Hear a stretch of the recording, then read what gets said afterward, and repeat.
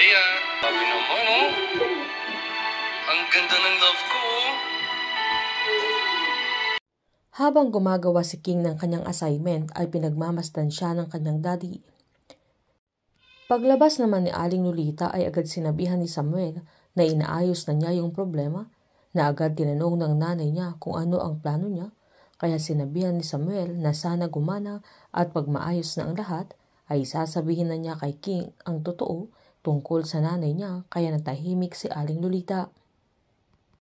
Habang nauna na si Jacob sa venue ng dinner date nila ni Leia, kung saan handang-handa na ang lahat na may tumutugtog pa ng violin, at nang dumating ang asawa niya ay masaya niyang sinabihan na siya ang pinakamagandang babae sa mundo. Pangiting sinabihan ni Leia na akala niya dinner lang, na hindi niya sinabihan na Valentine's pala. Agad namang nilapitan ni Jacob, sabay tinanong niya kung nagustuhan niya at kulang pa yun dahil wala pang fireworks. Giniit naman ni Leia na sila lang ang tao sa restaurant, kaya napagtanto niyang pinasara niya yung buong restaurant, sabay sinabihan niya si Jacob na hindi niya kailangang gawin yun. Pinaliwanag ni Jacob na madalas silang busy sa trabaho at inaalagaan pa nila ang mga anak nila, kaya naisip niyang i-spoil naman ang asawa niya, na agad namang nagpasalamat si Leia. Hinawakan ni Jacob yung kamay ng asawa niya, sabay sinabihan niyang siya ang taong sagot sa panalangin niya, isang babaeng maganda, responsable at magaling, na minsan naisip niya na papaano kapag nawala pa siya.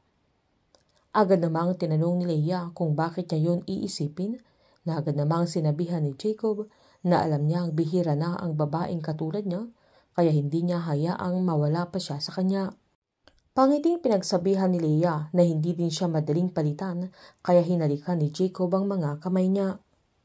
Nang masigurado naman ni Samuel na tulog na si King ay lumabas muna ito, kung saan naalala niya yung sinabi ni King na sana andoon pa rin ang mami niya para mayayakap sa kanya, maging nang pinakita niya ang ginawa niyang family tree na siya lang ang hindi kumpleto sa school dahil walang larawan ng mami niya, kaya naaawa si Samuel sa anak niya.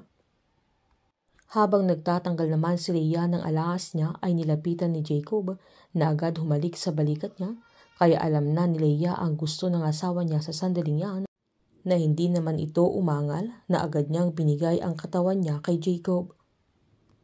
Habang pinapanood naman ni Samuel yung video nila ng taong pinakamamahal niya, kung saan siya mismo ang kumuha sa video ng dati niyang asawa. Nang namasyal sila ay lihim niyang kinuhanan ng video si Leia habang nakatalikod dito, kung saan love ang tawagan nila.